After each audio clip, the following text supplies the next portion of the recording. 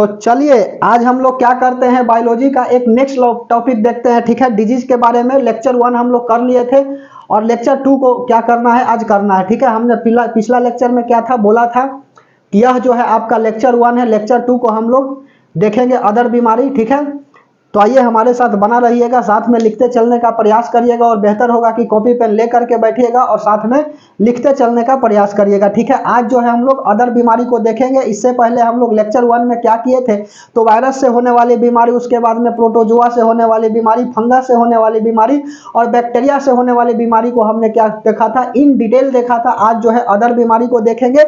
यह जो है आपका लेक्चर छोटा होगा। ठीक है, तो आइए बना रहिएगा और समझने का प्रयास करिएगा। ठीक है, तो चलिए अदर बीमारी यहां पर लिख लीजिए डिजीज। डिजीज का मतलब होता है बीमारी और यह कितना है, तो यह डिजीज 2। ठीक है, लेक्चर नंबर 2 है। ठीक है, लेक्चर 2 है, लेक्चर 1 इससे पहले हम लोग कर लिए थे। तो चलिए हम लोग अदर बीमारी को देखेंगे। अन्य बीमारी फंगस प्रोटोजोआ के अलावा भी बीमारी होते हैं। ठीक है, प्रोटोजोआ, फंगस, बैक्टीरिया, यह सब के अलावा भी क्या होते हैं, बीमारी होती है, यह बात हम बोल रहे हैं। ठीक है, तो चलिए अदर बीमारी में सबसे पहला आ जाता है आपका, तो आंख से संबंधित बीमारी को देख लेता हूं। ठीक है, आंख से संबंधित बीमारी, ऐसे होगा ना जी, संबंधित बीमारी, आंख से संबंधित बीमारी को चलिए देखते हैं। तो आंख से संबंधित बीमारी पहला होता है आपका क्या, तो पहला है आपका मोतियाबिंद। ठीक है, मोतियाबिंद। तो मोतियाबिंद कैसी बीमारी है, इसी को कैटारक्ट बोलते हैं जी। कैटारक्ट मतलब होता है मोतियाबिंद, CATARACT, कैटारक्ट। कैटारक्ट मतलब होता है मोतियाबिंद। इसमें क्या होता है, तो इसमें होता है आंख के जो पुतली होता है ना, उसका सफेद हो जाना। ठीक है, आंख का पुतली सफेद हो जाता है, इसी को हम लोग मोतियाबिंद कहते हैं और इसमें व्यक्ति नहीं देख पाता है। तो आंख का पुतली सफेद हो जाता है, आंख का पुतली सफेद हो जाता है और व्यक्ति को क्या है, क्लियरली नहीं देख पाता है। इसमें व्यक्ति को नहीं दिखाई देती है, लिख लीजिए नहीं दिखाई देती है, इसमें व्यक्ति को नहीं दिखाई देती है। उसके बाद अगला, मोतियाबिंद के बाद अगला लिख लीजिए ग्लूकोमा। ग्लूकोमा को हम लोग क्या बोलते हैं, तो ग्लूकोमा को इसमें काला मोतियाबिंद कहा जाता है, इसे काला मोतियाबिंद कहते हैं जी। मोतियाबिंद भी 2 तरह के होता है, एक साधारण है और दूसरा है आपका काला मोतियाबिंद। ग्लूकोमा कैसी बीमारी है, पूछ देगा कि काला मोतियाबिंद के तहत इनमें से किसे जाना जाता है, तो ग्लूकोमा को जाना जाता है। उसके बाद में तीसरा लिख लीजिए रतौंधी में क्या होता है, रतौंधी में होता है आपका, इसी को नाइट ब्लाइंडनेस बोलते हैं, व्यक्ति को रात में दिखाई नहीं देती है, लिख लीजिए। इसमें व्यक्ति को रात में दिखाई नहीं देता है। यह कैसे होता है, तो विटामिन ए की कमी के कारण होता है, विटामिन ए की कमी के कारण होता है। ठीक है, विटामिन ए की कमी के कारण क्या होता है, तो रतौंधी होती है। विटामिन ए का केमिकल नेम क्या होता है जी, तो केमिकल नेम लिख लीजिए रेटिनॉल होता है। केमिकल नेम जो है क्या होता है, तो रेटिनॉल होता है। बिना समय को गंवाए हुए बात को बता रहे हैं, क्योंकि रूम जो है ज्यादा हीट करती है। समझ में आ रही है बात, तो लेक्चर जो है वह छोटा करेंगे। ठीक है, चलिए उसके बाद में चौथा, रतौंधी के बाद अगला लिख लीजिए कलर ब्लाइंडनेस। समझ में आ रही है बात, इसको हम लोग वर्णता बोलते हैं जी, लिख लीजिए वर्णता, रंग वर्णता।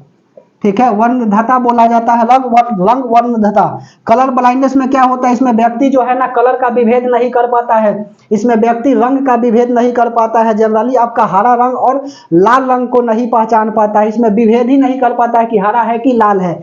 पूछ देता है जी कौन सा कलर को विभेद नहीं कर पाता है कलर ब्लाइंडनेस में, तो आपका लाल और हरा सॉरी, इसमें व्यक्ति हरा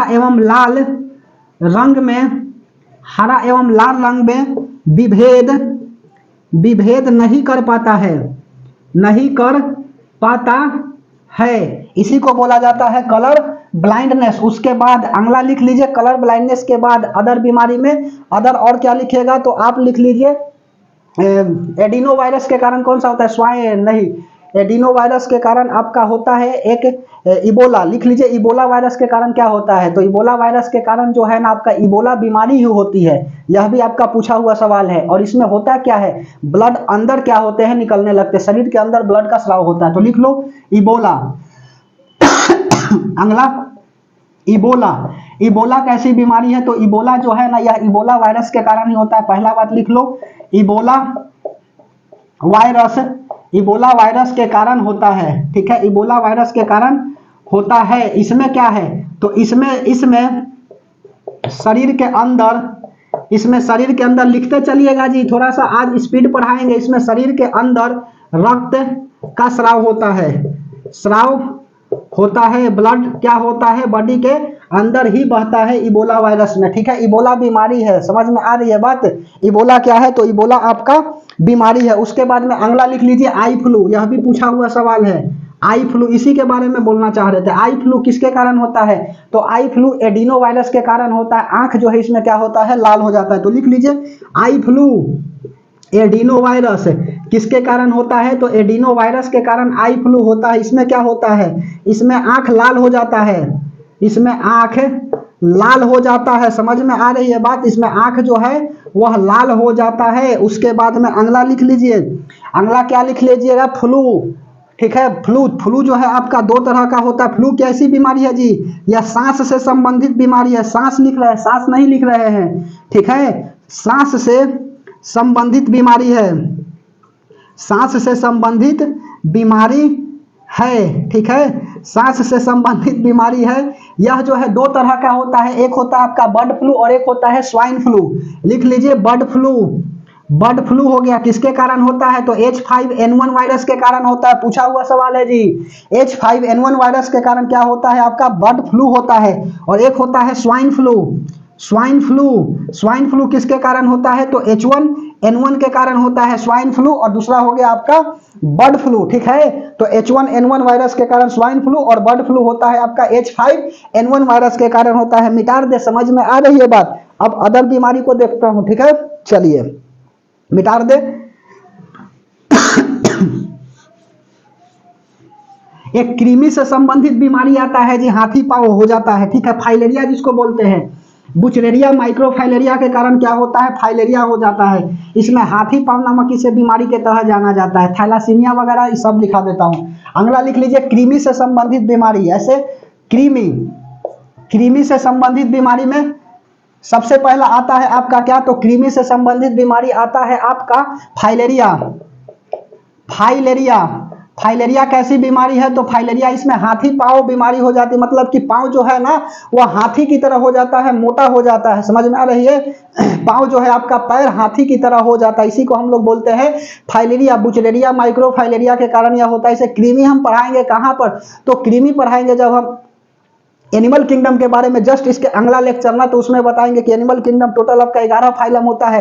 पोलीफेरा होता है, स्लेंटरेटा या निडेरिया, प्लेटीहेलमिन्थिस, एस्कलमेंथिस, एनलिस, अल्थोपोडा, मोलस्का, इकाइनोडर्मेटा, हेमियोकॉर्डाटा, वर्टिब्रेटा और इनवर्टिब्रेटा होता है। और वर्टिब्रेटा का भी 5 पार्ट होता है, पाइसेस, एम्फीबिया, रेप्टाइल्स, मैमल्स, उसके बाद में एवस और उसके अलावा मर्केस्पियल होता है। ठीक है, तो यह अगला लेक्चर में करना है। समझ में आ रही है, तो चलिए ध्यान से बना रहिएगा। थोड़ा आज जल्दी पढ़ा रहे इसलिए माइंड को कंसंट्रेट करके बात को सुनिएगा। ठीक है, चलिए। तो फाइलेरिया में क्या होता है, हाथी पांव नामक बीमारी होती है। हाथी पांव, हाथी पांव नामक बीमारी के तहत किसे जानते हैं, हाथी पांव नामक बीमारी के तहत जो है ना आपका फाइलेरिया को जाना जाता है। और उसके बाद में यह क्यों कैसे होता है, तो यह जो है ना आपका बुचलेरिया माइक्रोफाइलेरिया से होता है। लिख लो बुचलेरिया, बुचलेरिया माइक्रोफाइलेरिया। बुचलेरिया माइक्रोफाइलेरिया के कारण क्या होता है, तो आपको फाइलेरिया हो जाती है। बुचलेरिया माइक्रोफाइलेरिया के कारण क्या होता है, फाइलेरिया रोग होता है। उसके बाद में अगला लिख लो हीमोफीलिया। हीमोफीलिया कैसा रोग है, यह अदर बीमारी बता रहे हैं मेरे बाबू मेरे भाई। ठीक है, यह कृमि से फाइलेरिया हो गया, हीमोफीलिया कृमि से नहीं होता है। ध्यान से समझिए बात को। ठीक है, यहां पर ऐसे हम बना लू हज करके। ठीक है, हीमोफीलिया, हीमोफीलिया कैसी बीमारी है, इसको हम लोग शाही रोग के तहत भी जानते हैं। शाही रोग क्यों कहते हैं, क्योंकि इंग्लैंड के महारानी को सबसे पहले यह हुआ था, ठीक है। हीमोफीलिया, इसमें क्या होता है, ब्लड का क्लॉटिंग नहीं होती है और ब्लड जो है ना ज्यादा मात्रा में गिर जाते हैं, जिसके कारण व्यक्ति की मृत्यु हो जाती है, ठीक है। हीमोफीलिया, कुत्ता के काटने से कौन सा रोग होता है, तो रेबीज भी होता है और हीमोफीलिया भी होती है। हाइड्रोफोबिया होता है, पानी से डर लगना, यह बात को ध्यान से समझिएगा। तो हीमोफीलिया को शाही रोग कहा जाता है, ठीक है। लिखो यहां पर क्या लिखिएगा, शाही रोग के तहत जानते हैं, यह पहली बार इंग्लैंड के, यह पहली बार इंग्लैंड के महारानी को हुआ था, इंग्लैंड के महारानी को हुआ था, यह पहली बार किसे हुआ था, तो यह पहली बार जो है ना इंग्लैंड के महारानी को हुआ था। उसके बाद में इसका वाहक लिख लीजिए, वाहक जो है ना वह महिला होती है, फीमेल होती है। और होता किसका है, रोग किस में होता है, तो रोग जो है ना मेल होता है, या फीमेल से क्या है, हुआ है, और आया किस में है, तो रोग आपका आया है मेल में। उसके बाद में इसमें होता क्या है जी, तो ब्लड क्लॉटिंग नहीं होती पाती है, ब्लड क्लॉट नहीं हो पाता है, नहीं हो पाता है, ठीक है। इसमें ब्लड जो है नहीं क्लॉट नहीं हो पाता है। उसके बाद में अगला हीमोफीलिया लिख लीजिए। उसके बाद में अगला sickle cell anaemia, sickle cell anaemia, यह कैसी बीमारी है जी, तो sickle cell anaemia, sickle cell anaemia यह कैसी बीमारी है, तो यह जो है ना इसमें आरबीसी का जो शेप है ना, वह आरबीसी रेड ब्लड कॉर्पोसल्स गोल से हंसियाकार हो जाता है, ठीक है। तो लिख लीजिए सिकल सेल एनीमिया। इसमें आरबीसी का शेप बोले तो कंडीशन, शेप बोले तो क्या होगा, शेप का मतलब होता है आकार, ठीक है। शेप का मतलब होता है आकार, तो इसमें आरबीसी का आकार हंसियाकार हो जाता है, हंसियाकार हो जाता है, हंसियाकार हो जाता है। जैसे आरबीसी का शेप देखो, इस तरह से आरबीसी का शेप होता है और इस तरह से हो जाता है हंसियाकार, ठीक है, ऐसे हो जाता है, इस तरह से आरबीसी का शेप हो जाता है इस बीमारी में, ठीक है, सिकल सेल एनीमिया में। उसके बाद अगला क्या लिखिएगा, तो उसके बाद में थैलासीमिया लिख लीजिए। थैलासीमिया अदर बीमारी बता ही रहे तो पूरा बताएंगे ना जी। थैलासीमिया कैसी बीमारी है, तो थैलासीमिया जो है ना इसमें आरबीसी का जीवन काल जो है वह घट जाता है। आरबीसी बोले तो रेड ब्लड कॉर्पोसल्स होता है, इसका जीवन काल जो है एवरेज लाइफ कितना दिन तक होता है, तो इसका एवरेज लाइफ जो है ना आपका 120 दिन होता है, 20 से 120 दिन होता है। और आरबीसी का यहाँ जीवन काल जो है कितना दिन तक हो जाता है, 60 दिन तक हो जाता है। समझ में आई बात, तो लिख लीजिए थैलासीमिया। इसमें आरबीसी का निर्माण नहीं हो पाता है, कोई लिखता है किताब, ठीक है, तो वह भी लिख सकते हैं, लेकिन हमारे कंडीशन से देखा जाए तो इसमें आरबीसी का जीवन काल घट जाता है, आरबीसी का जीवन काल घट जाता है। और इसमें बाहर से ब्लड देना होता है जी, इसमें बाहर से ब्लड हम लोग देते हैं, बाहर से ब्लड देते हैं, ठीक है, बाहर से क्या करते हैं, ब्लड देते हैं। उसके अलावा और क्या लिखिएगा, थैलासीमिया हो गया, सिकल सेल एनीमिया हो गया, हीमोफीलिया हो गया, और क्या लिखिएगा, बोलिए बीमारी का नाम जल्दी, कैंसर। चलो कैंसर को लिखता हूं, कैंसर को निपटा लो। कैंसर का मतलब क्या होता है, तो सुनो, कैंसर एक ऐसी बीमारी है ना जी कि इसमें सेल डिवीजन मैक्सिमम होने लगता है। जैसे मान के चलो कि कैंसर होता क्या है, जैसे मान के चलिए कि कैंसर हम किसी को मारे, यहाँ पर मारे, ठीक है, तो यहाँ का सेल तो मर जाएगा, और जाहिर सी बात है कि लाइसोसोम यहाँ से क्या करेगा, सेल को बाहर निकाल देगा हाइड्रोलाइटिक एंजाइम के द्वारा। यह फर्स्ट हमने लेक्चर में कराया है सेल में, ठीक है। तो क्या करेगा, सेल डिवीजन करेगा, यहाँ से जो भी सेल है मर जाएगा और नई सेल बनाएगा। तो चलो 50 सेल मरा है और 50 के बदले 100 सेल बना लिया, 400 सेल बना लिया हमारा बॉडी, तो कोई दिक्कत नहीं है। लेकिन 50 सेल के बदले 5 करोड़ बना दिया और उसके बाद में जो है ना क्या कर रहा है, बॉडी सेल बनाते ही जा रहा है, तब तो दिक्कत है, ठीक है। तो गामा रे की मदद से क्या करते हैं हम लोग, यहाँ पर मारते हैं जो एक्स्ट्रा सेल होता है, ठीक है, एक्स्ट्रा सेल को क्या करते हैं, गामा रे से हम लोग मार देते हैं, ठीक है। तो कैंसर कैसी बीमारी है, कैंसर जो है ना इसमें सेल डिवीजन मैक्सिमम होने लगता है। लिख लीजिए, इसमें सेल डिवीजन अत्यधिक होता है, इसमें सेल डिवीजन अत्यधिक होता है। इसमें सेल डिवीजन क्या होता है, तो सेल डिवीजन अत्यधिक होता है। इसका स्टडी पूछ देता है जी कभी कभी, तो स्टडी जो है ना आपका ऑन्कोलॉजी कहलाता है, ऑन्कोलॉजी, ONCHO होता है, ऑन्कोलॉजी कहलाता है इसका अध्ययन। सेल डिवीजन अत्यधिक होता है। इसमें कोबाल्ट 60 तथा गामा रे गामा रे का प्रयोग किया जाता है, गामा रे का प्रयोग किया जाता है, प्रयोग किया जाता है। समझ में आई बात। कैंसर जो है ना, विश्व कैंसर दिवस कब मनाया जाता है, यह भी सवाल पूछा हुआ है जी। विश्व कैंसर दिवस 4 फरवरी, विश्व कैंसर दिवस। सबको निपटा लेता हूं जो जो पूछता है क्वेश्चन, ठीक है। तो विश्व कैंसर दिवस कब मनाया जाता है, तो विश्व कैंसर दिवस 4 फरवरी को मनाया जाता है। कैंसर कैसी बीमारी है, तो कैंसर जो है ना, इसमें सेल डिवीजन अत्यधिक होता है, जिसके कारण जो है ना कैंसर हो जाती है, ठीक है। अब कैंसर के भी कई सारे टाइप्स आते हैं, तो उतना थोड़ी पूछता है ब्लड कैंसर क्या होता है, ब्रेन का कैंसर क्या होता है, या तरह तरह से आती है। जनरली कैंसर के बारे में समझ लीजिए, डॉक्टर थोड़ी आप बनना है कि पूछेगा डॉक्टर के बारे में। समझ में आई बात। जो आपका कंपटीशन लेवल पर पूछता है उस बात को हम बता रहे हैं, ठीक है। तो थैलासीमिया हो गया, कैंसर हो गया। उसके बाद अगला मिटा दे। चलिए अगला आप क्या लिखिएगा, तो अब इसके अलावा अनुवांशिक डिजीज लिख लीजिए।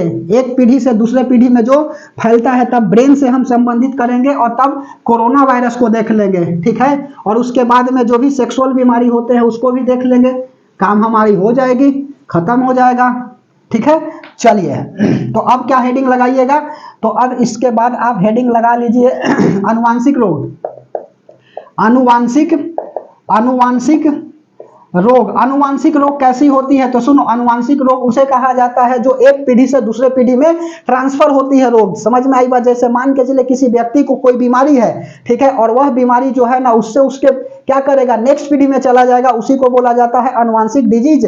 कोई दिक्कत, अनुवांशिक डिजीज, जेनेटिक, इसको अनुवांशिक डिजीज कहने का मतलब है जेनेटिक्स डिजीज। लिख लो, genetics, genetics disease, genetics disease. समझ में आई बात। जेनेटिक्स डिजीज इसी को बोलता है अनुवांशिक रोग। अब सुनो, इसमें होता क्या है, तो इसमें एक पीढ़ी से दूसरे पीढ़ी में रोग क्या होती है, ट्रांसफर होती है। इसमें रोग एक पीढ़ी से दूसरे पीढ़ी में स्थानांतरण होती है, दूसरे पीढ़ी में स्थानांतरण होती है, ठीक है। इसका कई सारे टाइप्स होता है जी। जैसे कि पहला देख लीजिए, आप क्या देखिएगा, तो पहला जो है ना आपका क्लिनीफेल्टर सिंड्रोम दिखा दे। चलिए क्लिनीफेल्टर, इसका कई सारे होता है। जैसे कि आपको क्लिनीफेल्टर होता है, डाउन सिंड्रोम होता है, पटाउ सिंड्रोम होता है, एडवर्ड सिंड्रोम होता है, ठीक है, और टर्नर सिंड्रोम होता है। तो सबको दिखा दो। ब्लू बेबी सिंड्रोम भी होता है, ठीक है। सिंड्रोम क्या है, सिंड्रोम बीमारी है जी, ध्यान से समझिए। सिंड्रोम बीमारी होती है और वही बीमारी को क्या कर रहे हैं, बता रहे हैं, ठीक है। तो चलिए सबसे पहला हेडिंग लगा लीजिएगा आप, डाउन सिंड्रोम।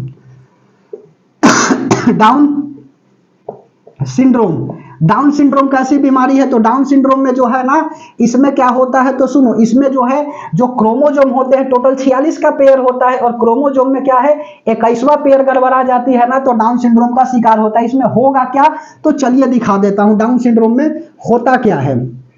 तो लिखो, इसमें क्रोमोजोम के 21वें पेयर में गड़बड़ी आती है, ठीक है। इसमें होता क्या है, तो देखो इसमें क्या होता है, इसमें 44 तो आएगा ही आपका जो भी ऑटोसोम है, ठीक है। 44 जो है ना ऑटोसोम तो आएगा ही। क्रोमोजोम में आपका किस तरह से डिवाइड होता है, CHROSOM बताए हैं ना जी, एथी पढ़ाया है, क्या बोलता है, रिप्रोडक्शन। तो एक होता है ऑलोसोम और एक होता है ऑटोसोम, ठीक है। ऑटोसोम तो 44 को चला जाता है, ठीक है। 22 गो माता से 22 गो पिता से, तो 44 हो गया। और इसमें क्या है, XY होता है मेल में और XX होता है पुरुष में। वेरी सॉरी, XY होता है मेल में और XX होता है महिला में ना, यह होता है, यह बात आपको बताए हैं। तो इसमें देखो, इसमें डाउन सिंड्रोम में क्या हुआ, 21वां पेयर जो है 46 पेयर मिलाया जाता है। अब भगवान मिलाएंगे, हम थोड़ी मिलाएंगे, ठीक है। तो 46 पेयर जो है ना सही मिलना चाहिए। यदि कोई एक पेयर गड़बड़ा जाएगा तो बीमारी का शिकार हो जाएगा, सिंड्रोम का शिकार हो जाएगा और शरीर जो है ना बेढोल हो जाएगी, ठीक है। तो सुनो इसमें क्या होता है, तो सुनो इसमें 44 प्लस अब X हो गया, ठीक है, तो 45 हो गया, और आना चाहिए या तो X नहीं तो Y। 44 प्लस X और Y हो जाता तो यहाँ पर मेल बन जाता, पुरुष बन जाता, और XX आता तो महिला बन जाता। लेकिन 44 प्लस X आ गया।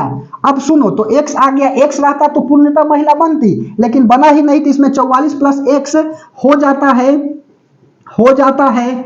और महिलाओं में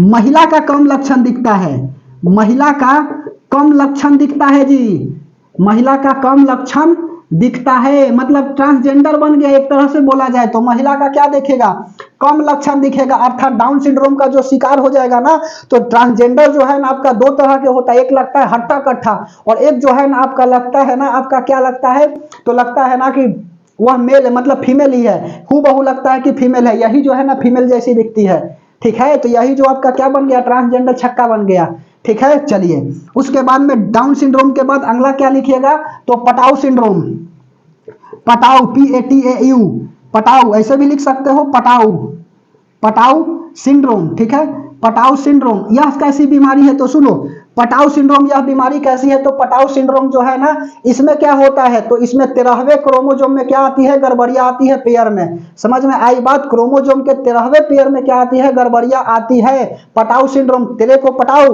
ठीक है, क्या बोल रहे हैं बात, तेरे को पटाऊ, मतलब 13वां में क्या आ जाएगा, गड़बड़ी आ जाएगा। तो लिख लो, इसमें 13वें क्रोमोसोम में गड़बड़ी आती है, गड़बड़ी आती है, पेयरिंग जो है ना गड़बड़ा जाता है 13वां में जी, याद रखिएगा। इसमें क्या होता है, तो सुनो, इसमें होता क्या है, 44 प्लस XXY हो जाता है, और इसमें क्या होता है, पुरुष में जो है ना, पुरुष का कम लक्षण दिखता है, महिला का अधिक लक्षण दिखता है जी, ठीक है। तो इसमें जो ट्रांसजेंडर बनेगा ना, तो हट्टा कट्ठा लगेगा कि पुरुष है, ठीक है। तो इसमें क्या होता है, 44 प्लस XXY लिख लो। इसमें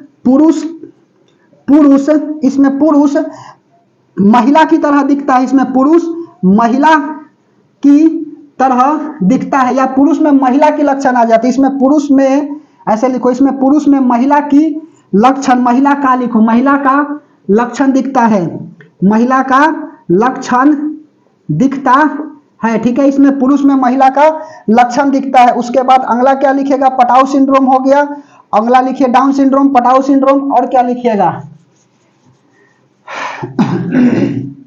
अगला लिख लीजिए आपका एडवर्ड सिंड्रोम, तीसरा एडवर्ड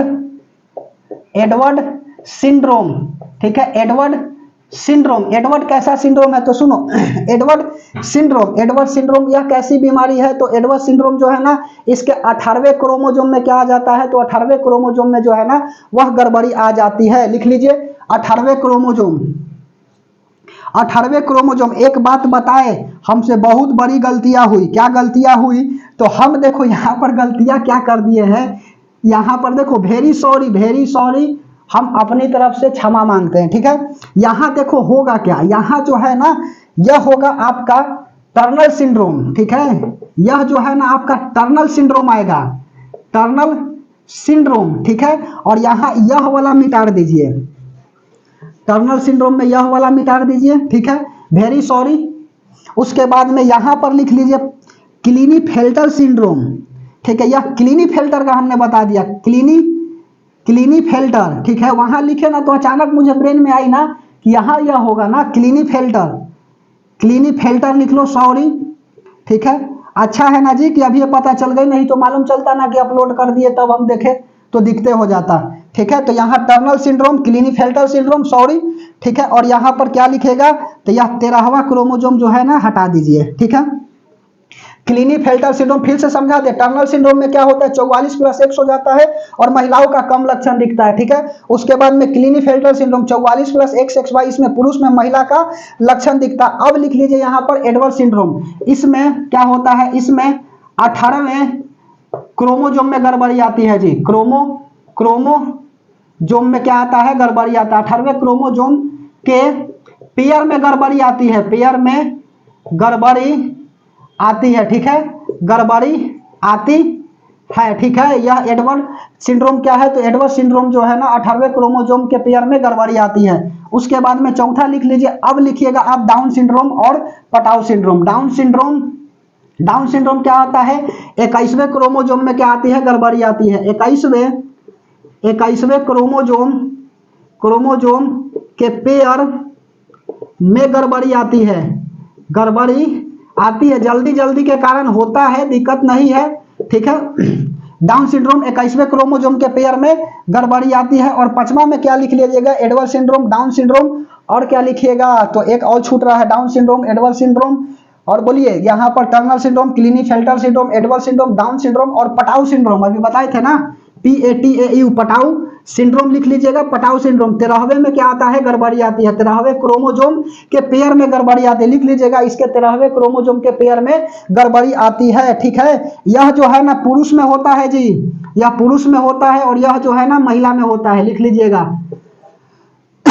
और एक अगला लिख लीजिए blue baby syndrome, blue baby syndrome. ठीक है, ब्लू बेबी सिंड्रोम, इसमें बच्चा का शरीर जो है ना वह ब्लू पड़ने लगता है, लिख लीजिए blue baby syndrome, blue baby syndrome. ठीक है, तो लिख लीजिए blue baby syndrome. Blue baby syndrome कैसी बीमारी है, तो इसमें बच्चे का शरीर, इसमें बच्चे का शरीर नीला पड़ने लगता है, नीला पड़ने लगता है, इसमें बच्चे का शरीर नीला पड़ने लगता है। सुनो, इसमें बच्चे का शरीर नीला पड़ने लगता है, NO3 यहाँ और यहाँ -4 लिख लो। समझ में आई बात, ब्लू बेबी सिंड्रोम। इसके कमी के कारण क्या होता है, तो इसके कमी के कारण जो है ना आपका ब्लू बेबी सिंड्रोम होता है। उसके बाद अगला क्या लिखिएगा, तो अगला आप लिख लीजिए कि ब्लू बेबी सिंड्रोम हो गया। अब लिखिए दिमाग से संबंधित। ठीक है, दिमाग से संबंधित, ध्यान से समझिए जी, दिमाग से संबंधित। 1 मिनट का धैर्य बनाइएगा, हम पानी थोड़ा सा पी लेता हूं।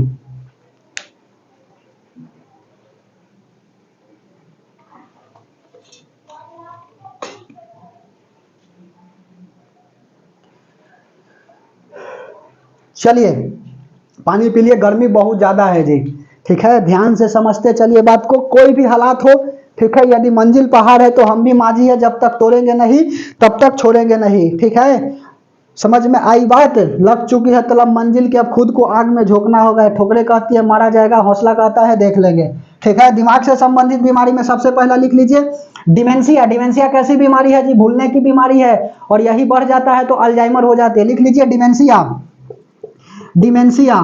ठीक है, डिमेंशिया कैसी बीमारी है, तो डिमेंशिया जो है ना, डिमेंशिया यह भूलने की बीमारी। ठीक है, भूलने, फूलने लिखा गया, देखो ये सही गलती हो जाती है, भूलने की बीमारी। ठीक है, भूलने की बीमारी कम समय में अधिक कंटेंट को बता रही, इसलिए ध्यान से समझिए। भूलने की बीमारी डिमेंशिया, यह बढ़ता है, यह बढ़ता है तो अल्जाइमर कहलाता है, अल्जाइमर कहलाता है, अल्जाइमर कहलाता है। उसके बाद में डिमेंशिया हो गया, अल्जाइमर हो गया। अगला क्या लिखिएगा, तो अगला लिख लीजिए आप मेनिंजाइटिक, मेनिंजाइटिक। मेनिंजाइटिक कैसी बीमारी है, तो मेनिंजाइटिक जो है ना, यह बीमारी जो है इसमें ब्रेन के ऊपर चोट लगने से ब्रेन वगैरह में सूजन आ जाते हैं, जिससे व्यक्ति की मृत्यु हो जाती है, मेनिंजाइटिक। ठीक है, मेनिंजाइटिक जैसे लाला लाजपत राय को 1928 में सिर पर वार किया गया था और यह बेचारे जो है ना स्वर्ग सिधार गए। ठीक है, मेनिंजाइटिक रोग इनको हो गया था, मेनिंजिस नामक बीमारी होती है, मेनिंजाइटिक किसी को कहा जाता है। ठीक है, मेनिंजिस कोई मेनिंजाइटिक कहते हैं, लिख लीजिए मेनिंजिस या मेनिंजाइटिक। मेनिंजिस ऊपर का लेयर होता है, उससे संबंधित बीमारी को मेनिंजाइटिक कहा जाता है। ब्रेन से संबंधित बीमारी है, ब्रेन के ऊपर, ब्रेन बोले तो मस्तिष्क, ब्रेन के ऊपर चोट लगने से होती है, चोट लगने से होती है। ठीक है, होती है। इसमें क्या होता है, इसमें ब्रेन में सूजन हो जाता है, ब्रेन में सूजन हो जाता है। ठीक है, इसमें ब्रेन में क्या होता है, तो ब्रेन में सूजन हो जाता है। मेनिंजाइटिक में डिमेंशिया हो गया। उसके बाद में अगला क्या लिखोगे, तो सिजोफ्रेनिया। तीसरा लिख लीजिए सिजोफ्रेनिया, यह इंपॉर्टेंट है जी, सिजोफ्रेनिया। सिजोफ्रेनिया कैसी बीमारी है, तो सुनो सिजोफ्रेनिया, मार्कर को चेंज करता हूं 1 मिनट। सिजोफ्रेनिया, सिजोफ्रेनिया जो है ना वह कैसी बीमारी है, तो सिजोफ्रेनिया में व्यक्ति जो है ना टाल बेटाल करता है। लिख लीजिए, इसमें व्यक्ति काम को टाल बेटाल करता है, टाल बेटाल करता है। आज नहीं करेंगे कल करेंगे, आज नहीं पढ़ेंगे कल पढ़ेंगे, यही सिजोफ्रेनिया है जी। एक मिर्गी लिखिएगा तो लिख लीजिए, मिर्गी में क्या होता है, शरीर स्थिर नहीं हो पाती है। ठीक है, शरीर जो है दौरा पड़ने लगता है उसको। ठीक है, मिर्गी में। तो सिजोफ्रेनिया भी कई सारे होते हैं, जैसे सिजोफ्रेनिया में अगला क्या लिखिएगा, तो सिजोफ्रेनिया कई सारे होता है, ऐसे लिखो सिजोफ्रेनिया जो है ना वह कई सारे होते हैं। समझ में आई बात, सिजोफ्रेनिया जो है वह कई सारे होते हैं। जैसे पहला हो गया आपका हेलुनेशन और दूसरा हो जाएगा आपका डेलुनेशन। लिख लो हेलुनेशन, हेलुसनेशन। हेलुसिनेशन में क्या होता है, तो हेलुसिनेशन में है ना वह चेहरा वगैरह दिखाई देता है, भूत प्रेत दिखाई देती है। इसी में जी भूत प्रेत नहीं होता है, ठीक है, हेलुसिनेशन का शिकार हो गया है। तो इसमें क्या होता है, इसमें चेहरा दिखाई देने लगता है, व्यक्ति को लगता है ना कि वहां पे कोई खड़ा है हेलुसिनेशन में। तो लिख लीजिए, इसमें आवाज अपने आप सुनाई देता है, लगता है कि वहां कोई बोल रहा है, तो हेलुसिनेशन का शिकार हो गया, ठीक है। इसमें आवाज चेहरा, ठीक है, दिखाई देता है। किसे देता है जी, व्यक्ति को देता है हेलुसिनेशन में, ठीक है। और अगला लिख लीजिए डेलुनेशन। हेलुनेशन समझ में आई, जैसे मान के चलो कोई व्यक्ति है घूम रहा है तो मालूम चलेगा कोई क्या कर रहा है, ठीक है, व्यक्ति खड़ा हुआ है, आवाज सुनाई देने लगेगा कि भूत प्रेत है, ठीक है। यह कैसी बीमारी है, तो हेलुसिनेशन बीमारी है जी, ठीक है। डेलुनेशन में भी 3 तरह के होते हैं। एक होता है प्रिसेप्शन, उसके बाद में रेफरेंस और इनफर्टिलिटी लिख लो। प्रिसेप्शन प्रिसेप्शन होता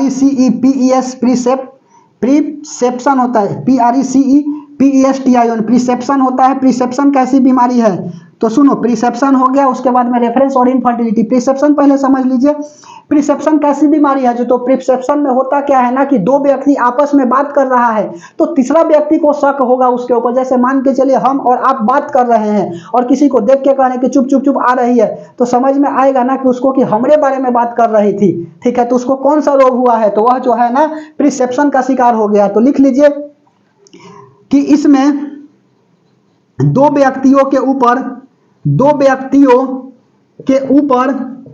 ऊपर किसी तीसरी व्यक्ति या किसी तीसरा व्यक्ति को शक होता है, किसी तीसरा व्यक्ति को शक होता है, ठीक है। शक होता है ना कि हमारे बारे में क्या कर रहा है, सब बात कर रहा है। प्रिसेप्शन समझ में आई बात। ग्रामीण क्षेत्रों में यह ज्यादा देखने को मिलता है और इसी चलते मार कर लेता है कि तू हमारे बारे में बात कर रहा था, हम आ गए तो तू चुप काहे हो गया, ठीक है। तो उसको कौन सा बीमारी हुआ है जी, तो उसको बीमारी हुआ है आपका प्रिसेप्शन। उसके बाद में यह डेलुनेशन में पहला हो गया, दूसरा लिख लो प्रिसेप्शन के बाद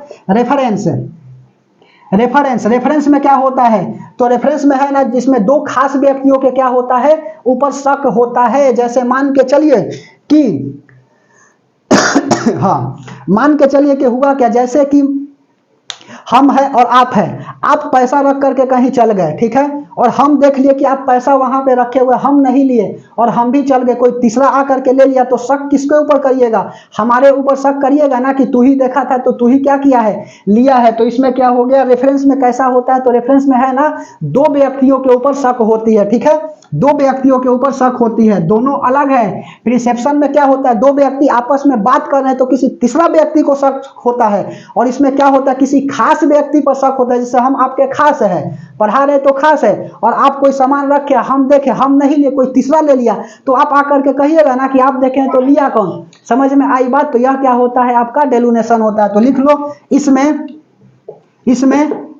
इसमें 2 खास व्यक्तियों के ऊपर शक होता है, ठीक है, शक होता है। उसके बाद में रेफरेंस के बाद अगला लिख लीजिए इनफेडिलिटी क्या होता है, तो इनफेडिलिटी जो है ना, इसमें पति पत्नी के ऊपर शक करती है। जैसे कि मान के चलो पत्नी, अब पति जो है ना उसका बात कर रहा है और उसके बाद में फोन काट दिया, तब पत्नी को देखो कह देगी कि दूसरा कोई मिल गई होगी, ठीक है। तो यह क्या है, आपका इनफेडिलिटी है, ठीक है। तो पति पत्नी के ऊपर शक होता है, उसके बाद में पति भी पत्नी के ऊपर शक करता है। समझ में आई बात, बोलिए। जैसे मान के चले कोई पत्नी बात कर रही है उसकी, और उसके बाद में पता चला ना कि उसको देख करके वह फोन काट दी, तो पता चलेगा ना कि वो पहिलका वाले से बात कर रही थी, ठीक है। तो यह है आपका इनफर्टिलिटी। जीएफ को बीएफ के ऊपर शक होता है, ठीक है। अच्छा, कौन कौन मानता है कि बीएफ का मतलब ब्लैक फंगस होता है, सुनो, ब्लैक फंगस होता है। समझ में आई बात, देखो। और जीएफ का मतलब क्या होता है, गलत फ्लेम। चलिए,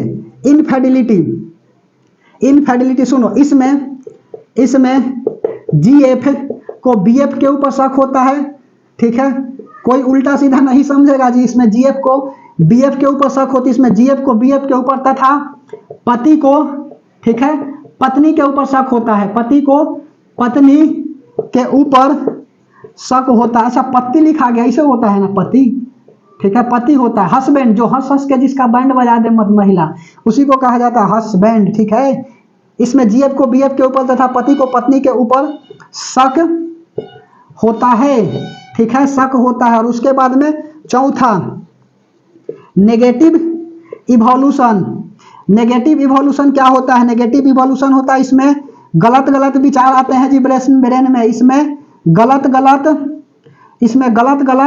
विचार आते हैं, ठीक है। गलत गलत क्या आता है? विचार आता है। इसमें व्यक्ति अपने आप बात करता है, इसमें व्यक्ति खुद से बात करता है, खुद से बात करता है, ठीक है। इसमें व्यक्ति क्या होता है? खुद से बात करता है। जैसे कि आपको बात बताएं तो सुनो, एक बात बताते हैं, ठीक है। चलिए, नेगेटिव इवोल्यूशन क्या होती है? नेगेटिव इवोल्यूशन वैसा इवोल्यूशन होता है जिसमें व्यक्ति को गलत गलत विचार आते हैं, ठीक है, दूसरे व्यक्तियों के प्रति। जैसे कि मान के चलिए कि कोई गर्ल्स जा रही है तो उस व्यक्ति को क्या आएगा कि वह जो है ना काश हमारी हो जाती, ठीक है। तो इस तरह के विचार आते हैं। व्यक्ति आपस में बात करता है, अपने आप बात करता है, हंसता है और रोने लगता है। इसी को बोलते हैं नेगेटिव इवोल्यूशन। बात समझ में आई? बोलिए।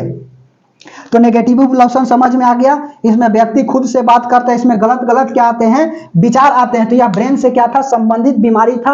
अब आप लिख लीजिए कोरोना डिजीज, ठीक है, कोरोना वाला। उसके बाद में क्लास को क्या करेंगे? द एंड कर देंगे। उसके अलावा तो अब बचा ही नहीं जी कोई बीमारी। और फिर भी यदि बच गया तो हम जो एक रिकैप कराएंगे ना पूरा बायोलॉजी, उसमें करा देंगे यह सब, ठीक है। जो परीक्षा एग्जामिनेशन पॉइंट ऑफ व्यू से एक्चुअल बायोलॉजी 1 क्लास, बात खत्म, ठीक है, जो पूछता है। चलिए अगला हेडिंग लगा लीजिए कोविड-19, ठीक है। कोविड ऐसे लिखो, कोरोना डिजीज, कोविड मत लिखो, कोरोना डिजीज। कोरोना डिजीज, सुनो कोरोना के बारे में बतला रहे हैं, ठीक है। कोरोना कैसी संबंधित बीमारी है? तो सबसे पहले जो है ना कोरोना कब आया? तो कोरोना जो है ना 2002 में चाइना में फैला था, ठीक है। और उसका नाम दिया गया था SARS, कोविड-1 दिया गया था, ठीक है। इसको क्या बोला गया? Severe acute respiratory syndrome. लिख लो। सबसे पहले लिखिए लिखिए लिखिए, सबसे पहले कोरोना, कोरोना हम नहीं बोल रहे हैं जी, कोरोना बोल रहे हैं, कोरोना CORONA, कोरोना लिखा गया, कोरोना, ठीक है। सबसे पहले कोरोना चाइना में 2002 में आया, 2002 में आया, ठीक है। ढेर बच्चा समझ रहा होगा 2019 में आया, गलत है जी। सबसे पहले कोरोना चाइना में 2002 में आया। इसका नाम क्या था जी? इसका या इस वायरस का नाम, नेम लिख लो। इस वायरस नेम सार्स था, SARS, ठीक है। सार्स का मतलब क्या होता है? Severe acute respiratory syndrome. लिखो, इसका फुल फॉर्म पूछा था एक बार, सेवर एक्यूट रेस्पिरेटरी सिंड्रोम, ठीक है, सिंड्रोम। यह कैसी बीमारी है? तो यह भी सिंड्रोम है जी। सिंड्रोम होता क्या है? तो सिंड्रोम जो है ना अनियमितता होती है, इरेगुलरिटी होती है एक पीढ़ी से दूसरे पीढ़ी में जो क्रोमोसोम का ट्रांसफर होता है, ठीक है। Severe acute respiratory syndrome. तो सबसे पहले क्या हुआ? कोरोना चाइना में 2002 में आया और इस वायरस का नाम क्या था? SARS-CoV-1 था जी, कोरोना वायरस 1, ठीक है, इसका नाम था सेवर एक्यूट रेस्पिरेटरी सिंड्रोम, ठीक है। यह क्या है जी? तो इसमें सांस से संबंधित बीमारी है। यह भी क्या थी? यह सांस बोल रहे हैं जी, सांस नहीं बोल रहे, यह सांस से संबंधित बीमारी थी, ठीक है। बीमारी का मतलब होता है इलनेस, ठीक है। The illness was related from the lungs, ठीक है। यह सांस से संबंधित बीमारी थी। अब सुनो, यह जो है ना केवल चाइना को ही प्रभावित कर पाया, पूरा दुनिया को प्रभावित नहीं किया। उसके बाद में फिर लिखिए, उसके बाद में 2011 में फिर से यह वायरस आया और अरब देश में फैला। लिख लीजिए, 2011 में फिर से यह वायरस आया तथा अरब देश को प्रभावित किया। केवल अरब देश को ही क्या किया? प्रभावित किया। समझ में आई बात? यह केवल अरब देश को ही प्रभावित किया। उसके बाद में अगला लिख लीजिए, तीसरा फिर से कब आया? 2019 में आया। लिख लीजिए 2019 में, ठीक है, फिर से आया, 2019 में फिर से आया तथा इससे पूरी दुनिया प्रभावित हुई। इससे पूरी दुनिया प्रभावित हुई। इसका नाम क्या रखा गया? तो इसका नाम लिख लो जी, वायरस नेम लिख लीजिए। वायरस नेम क्या लिखिएगा? तो इसका वायरस नेम लिख लीजिए आपका सार्स है, कोविड-19 था, ठीक है, सार्स नहीं था। कोविड-19 था, कोरोना वायरस डिजीज 19, ठीक है। और इसका आपका SARS-2 था, ठीक है, यहाँ पर SARS-CoV-1 और उसके बाद में यहाँ पर SARS-CoV-2 SARS और यहाँ पर COVID-2, ठीक है, अरब देश में फैला। और यहाँ पर कोरोना वायरस डिजीज 19 नाम दिया गया था। तो लिख लो वायरस नेम, ठीक है, कोविड-19 सी से कोरोना, भी से वायरस और डी से होता है डिजीज, ठीक है। कोविड-19 सी से कोरोना वायरस डिजीज, ठीक है, कोरोना वायरस डिजीज 19। इसमें क्या था जी, तो लक्षण लिख लीजिए। लक्षण क्या था, तो लक्षण जो है ना, तेज बुखार, इसमें तेज बुखार हो जाती है, ठीक है, पहला तेज बुखार। दूसरा क्या लिखेगा, तो दूसरा लिख लीजिए आप, तेज बुखार हो गया। अगला सांसें फूलना, सांसें फूलना, ठीक है, और उसके बाद में सांसें फूलना, और तीसरा लिख लीजिएगा सांसें फूलना, तेज बुखार हो गया। और क्या क्या लिखिएगा, तेज बुखार, सांसें फूलना, और क्या लिखिएगा, बस इतना ही काफी है जी। तेज बुखार हो गया और सांसें फूल जाता है, इसमें व्यक्ति को ऑक्सीजन की कमी हो जाती थी, ठीक है। यह बूढ़े में ज्यादातर देखने को मिला, ठीक है, यंग में भी देखने को मिली, ऐसा नहीं है, बूढ़े में जो है ना ज्यादा देखने को मिला है, ठीक है। चलिए उसके बाद में और थोड़ा सा बात लिख लीजिए, बस 2 मिनट बना रहिएगा, फिर खत्म कर देंगे। नोट में बात डाल करके लिख लीजिए कि कोरोना में क्या था आपका जी, आरएनए होता है, और आरएनए जो है ना अपने आप को तुरंत रेप्लिकेट कर देता है, ठीक है। और व्यक्ति में डीएनए होता है, डीएनए बोले तो डीऑक्सराइबोज न्यूक्लिक एसिड, और आरएनए का मतलब होता है राइबोज न्यूक्लिक एसिड, ठीक है। यही कारण था ना जी कि कोरोना वायरस का डिजीज का बीमारी का वैक्सीन तैयार करने में जो है ना कोविशील्ड, उसके बाद में आपका और क्या था जी, कोवैक्सीन था। इसके अलावा स्पुतनिक रूस वाला भी बनाया था ना। तो देखिए सबका बता देते हैं, ठीक है, इतना तो डिटेल में पूछेगा नहीं, उसका फुल फॉर्म याद रखिएगा, ठीक है। तो इसमें क्या था, आरएनए था, और आरएनए से डीएनए बनाने की प्रक्रिया की जांच हुई, ट्रांसक्रिप्शन जिसको कहते हैं। आरएनए से डीएनए बनाने की प्रक्रिया को ट्रांसक्रिप्शन कहते हैं, और तब जाकर के क्या हो, वैक्सीनेशन की खोज हुई। तो लिख लो यहाँ पर नोट में बात डाल करके क्या लिखेगा, कोरोना के अंदर आरएनए पाया जाता है, आरएनए बोले तो आरएनए डीएनए का डिटेल में टॉपिक हमने पढ़ाया है, यूट्यूब पे सर्च करिएगा scientific classes RNA plus DNA, आपको मिल जाएगा, ठीक है। कोरोना के अंदर आरएनए होता है, ठीक है। आरएनए का मतलब होता है राइबो न्यूक्लिक एसिड, ठीक है, राइबो न्यूक्लिक एसिड। कोरोना के अंदर आरएनए होता है, जबकि ऐसे लिखो, जबकि व्यक्ति के अंदर डीएनए होता है, डीएनए बोले तो डीऑक्सराइबोज न्यूक्लिक एसिड होता है, ठीक है। अब आरएनए से क्या कर दिया गया, तो आरएनए से डीएनए बनाया गया। तो आरएनए से जब डीएनए बनाएंगे तो इस प्रक्रिया को हम लोग बोलेंगे ट्रांसक्रिप्शन। पूछा हुआ सवाल है बाबू मेरे भाई, ठीक है। कुछ देर की खामोशी फिर शोर आएगा, पड़ोसी तेरा वक्त आया था, हमारा इस बार दौर आएगा, और नहीं आएगा तो उसको खींच करके लाएंगे, ठीक है। क्योंकि लग चुकी है तलब मंजिल की, अब खुद को आग में झोंकना होगा। ये ठोकरे कहती है मारा जाएगा, हौसला कहता है देख लेंगे, ठीक है। तो यह बात को समझते चलिएगा, पता नहीं किस रूप में क्वेश्चन आ जाएंगे, ठीक है। आरएनए, तो आरएनए मतलब होता है राइबो न्यूक्लिक एसिड। आरएनए से डीएनए बनाने की प्रक्रिया को ट्रांसक्रिप्शन कहा जाता है, और डीएनए से आरएनए बनाने की प्रक्रिया को रिवर्स ट्रांसक्रिप्शन कहा जाता है। तो इसका टेस्ट लिख लीजिए, टेस्ट कैसे किया गया, कोरोना टेस्ट लिखो, CORON ने कोरोना टेस्ट। एक जो था ना इसका कोरोना टेस्ट एंटीबॉडी टेस्ट था जी, और दूसरा जो था ना वह आपका RT-PCR था, reverse transcription polymerisation chain reaction. चलो बताता हूं, दूसरा पहला लिख लो एंटीबॉडी टेस्ट। एंटीबॉडी टेस्ट इसका डीमेरिट निकल गया। इसमें क्या होता था, तो सुनो, इसमें व्यक्ति के बलगम का जांच होता था, इसमें व्यक्ति के बलगम जांच होती थी। इसमें व्यक्ति के क्या होता था, तो बलगम जांच होती थी। इसका आपको डीमेरिट बताए, तो डीमेरिट जो है ना, जैसे मान के चलिए किसी व्यक्ति को है ना कोरोना हुआ, तो पहला दिन पता ही नहीं चलता था, ठीक है, दूसरा दिन पता ही नहीं चलता था, तीसरा दिन के बाद पता चलने लगता था ना कि ले मौसा जी को कोरोना, ठीक है, कोरोना क्या हुआ, हो गई, ठीक है। तो यह जो है ना बलगम जांच, जैसे मान के चलो किसी के बॉडी में कोरोना क्या किया, इंटर किया, और जाकर के अपना खखार को चेक कराएगा, कफ को चेक कराएगा, तो पहला दिन एंटीबॉडी से पता ही नहीं चलता था। और जबकि उसको कोरोना हो गया, वो बेचारा लिख देता था नेगेटिव। नेगेटिव का मतलब होता है कि किसी चीज में उसको उपस्थित न होना नेगेटिव कहलाता है, जबकि पॉजिटिव का मतलब होता है कि किसी चीज का उसमें उपस्थित होना पॉजिटिव कहलाता है। तो नेगेटिव मतलब मौसा को कोरोना ना हुआ है, और पॉजिटिव आ जाता तो हो जाती। समझ में आई बात। इसमें व्यक्ति को बलगम जांच होती, मौसा नहीं फूफा जी लिखना सबसे बेस्ट होता है, ठीक है। यदि सरकारी नौकरी नहीं लगी ना जी, तो जीजा जी तुरंत फूफा जी बन जाएंगे, ठीक है। नहीं तो लग जाएगा ना तो हरदम जीजा जी रहेंगे, यह बात को लिख लीजिएगा। इसमें व्यक्ति के बलगम जांच होती थी। और इसमें क्या होता था, तो देखो इसमें होता क्या था ना, कि पहला दिन दूसरा दिन पता ही नहीं चलता था, तीसरा दिन जाकर के पता चलती थी, और पहला दिन जो जांच करा करके आया उसका निकलवे नहीं करेगा और बेचारा चल जाता था। और इसका और डिमेरिट्स बताते हैं ना कि इसमें और क्या होता था ना, जैसे मान के चलो कि किसी को कोरोना हुआ है, ठीक है, और उसके बाद में फिर से वह जांच कराने जग गया, ठीक है, कोरोना हुआ था उसके बाद में ठीक हो गई, और उसके बाद जाकर के जांच कराता है तो 3 दिन तक क्या करता था, बॉडी एंटीज बनाते रहता था जी, ठीक है, और उसके बाद भी क्या करता था, नेगेटिव होने के बाद भी पॉजिटिव दिखला देता था। तो यह क्या आ गया, इसका डिमेरिट्स आ गया। और फिर एक्चुअल जांच इसका निकाला गया क्या, तो एक्चुअल जांच दूसरा निकाला गया आरटीपीसीआर। आरटीपीसीआर क्या था, reverse transcription polymerisation chain reaction. अब डीएनए से क्या किया गया, आरएनए बनाया गया, ठीक है, व्यक्ति में होता है आपका डीएनए और इसमें होता है आरएनए। 2 से 4, 4 से 16, 16 से कितना हो जाएगा, 256। समझ में आई बात, इस तरह से स्क्वायर में बढ़ता था जी, अपने आप को रेप्लिकेट कर लेता है, ठीक है। आरएनए से आरएनए बनने की प्रक्रिया को रेप्लिकेशन कहते हैं, ठीक है, समझ में आई बात। तो सुनो, आरएनए से आरएनए बनने की प्रक्रिया रेप्लिकेशन कहलाती है, आरएनए से प्रोटीन बनने की प्रक्रिया ट्रांसलेशन कहलाता है।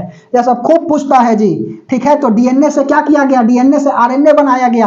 अब व्यक्ति का डीएनए को है ना इसके आरएनए से मैच कराया गया, तब जाकर के क्या हुई, वैक्सीनेशन की खोज हुआ। समझ में आई बात, व्यक्ति के डीएनए को कोरोना के आरएनए से मैच कराना रिवर्स ट्रांसक्रिप्शन कहलाती है। बात समझ में आई तो लिख लो, reverse transcription, reverse transcription, reverse transcription ON है जी, रिवर्स ट्रांसक्रिप्शन पॉलीमराइज, लिखो polymerase, polymerase chain reaction, chain reaction, ठीक है। इसका फुल फॉर्म लिख लीजिए, reverse transcription polymerisation chain reaction. यह जो है ना एक्चुअल जांच होती थी और इसमें ब्लड जांच होता था, इसमें ब्लड की जांच होती है, ब्लड की जांच होती है। अब एक्चुअल में जो है ना यही होता है, इसमें ब्लड की जांच होती है और एक्चुअल जांच यही है जी, एक्चुअल जांच इसका यही है, एक्चुअल जांच यही है, ठीक है। उसके बाद में मेडिसिन लिख लीजिए, मेडिसिन क्या हुआ, तो मेडिसिन जो है ना इसका पहला बार जो है ना सीरम इंस्टीट्यूट बनाया था, क्या, सीरम इंस्टीट्यूट के द्वारा कोवैक्सीन, ठीक है, कोवैक्सीन। यह कितने दिन पर लिया जाता था, तो 28 दिन पर लिया जाता है। 28 दिन पर क्या होता था, यह दिया जाता था। अच्छा मान के चलो कोई बच्चा हमसे पूछ दिया कि मान के चलिए कि सर 28 दिन से पहले ले लेंगे तो क्या होगा, यह जो है ना कम कारीगर होगा। समझ में आई बात। अब मान के चलिए कि किसी बच्चा को हम बीएससी फिजिक्स से हैं, ठीक है, और फिजिक्स लेकर के कंपटीशन में पढ़ाने लगे कि सेंटर ऑफ मास क्या होता है, मोमेंट ऑफ इनर्शिया क्या होती है, स्ट्रिप कैसे काटेंगे, ठीक है। तो यह सब थोड़ी कंपटीशन लेवल में यह सब पूछता है क्वेश्चन, ठीक है। तो कोवैक्सीन 28 दिन पर दिया जाता था। और दूसरा जो है ना कोविडशील्ड लिख लीजिए, कोविडशील्ड लिख लीजिए, यह कितना दिन पर, 84 दिन पर।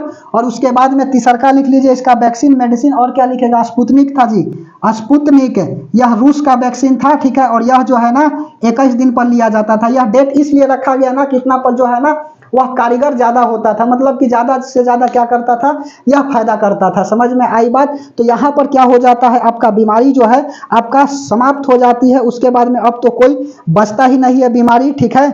अब जो है हम लोग क्या करेंगे, तो अब हम लोग नेक्स्ट क्लास में मिलेंगे, फाइलम के पढ़ेंगे, फाइलम के बारे में, एनिमल फाइलम के बारे में, ठीक है, कि टोटल जो है ना फाइलम कितना होता है। तो टोटल फाइलम जो है ना आपका 11 वो होता है। 11 फाइलम के बारे में इन डिटेल हम लोग क्या करेंगे, देखेंगे। समझ में आई बात, इन डिटेल देखेंगे। और उसके बाद में फिर हम लोग चलेंगे बोटनी के ऊपर। बायोलॉजी का क्या हो जाएगा, अंत हो जाएगा, जूलॉजी पार्ट अंत होगा। बोटनी तो बायोलॉजी का ही पार्ट है, जूलॉजी अंत हो जाएगा। और हम लोग फिर क्या देखेंगे, तो हम लोग बोटनी को देखेंगे। तो ठीक है, मुस्कुराते रहिए, हंसते रहिए।